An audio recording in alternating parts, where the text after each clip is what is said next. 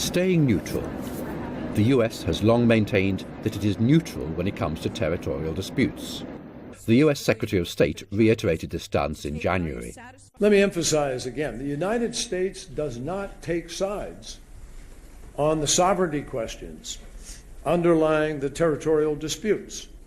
We ask that all parties clarify their claims under international law, that they exercise restraint, and that they adhere to peaceful and diplomatic ways of addressing disagreements.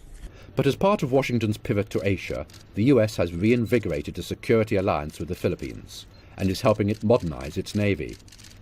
It's also rotating more ships to Singapore and Marines to Australia, as well as inking new defense guidelines with its ally Japan, which could see joint patrols in the South China Sea.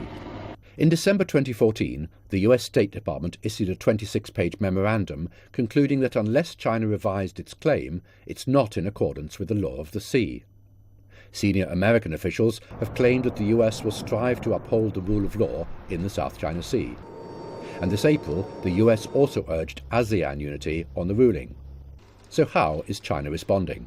The Philippines stubbornly initiated and forced forward South China Sea arbitration case, and such action is unlawful, unfaithful and unreasonable.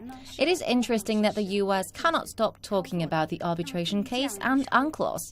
If the US really wants to uphold order and stability in the South China Sea, why hasn't it joined the UNCLOS yet? The US is accusing China of militarization in the South China Sea, while it has repeatedly sent military vessels and aircraft on surveillance missions, which China sees as acts of provocation.